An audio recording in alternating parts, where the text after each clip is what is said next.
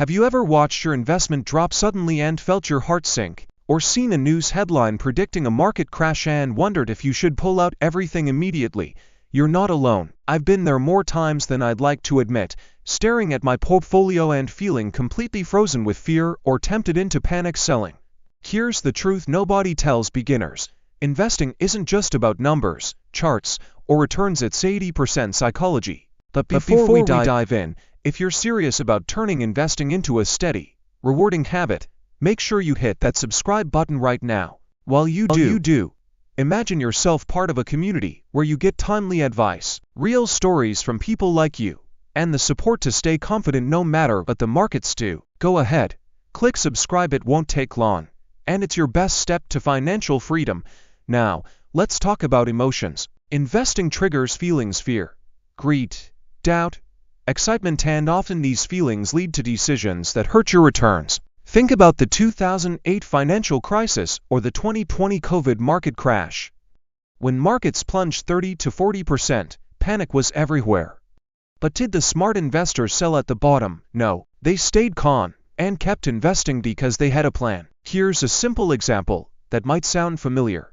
Imagine you put $1,000 into an index fund, and 2 weeks later the market falls by 20%. Your investment is now worth $800. What do? Panic and sell, locking in a $200 loss right away, or stay the course, knowing the market has historically recovered and grown over time?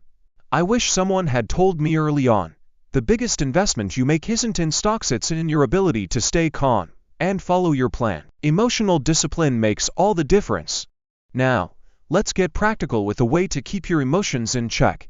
One powerful tool is having a written investment plan, something that says, I'm investing for these goals with this time horizon, and I'm okay with this level of risk. When the market moves unexpectedly, you refer back to this plan instead of the latest headline. For example, I recently talked to a friend who saw the market drop by 15% last year. Instead of panicking, she checked her plan, reminded herself she won't need this money for at least 10 years, and continued investing her monthly contribution. Fast forward 6 months, and her portfolio rebounded and even grew beyond her initial investment.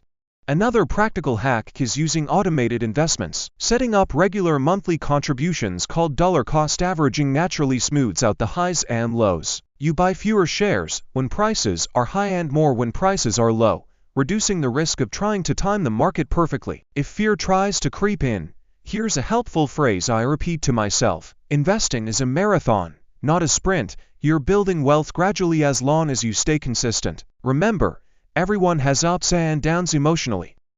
Even the most seasoned investors don't react perfectly all the time. The key is commitment to the process and learning from each experience, not beating yourself up.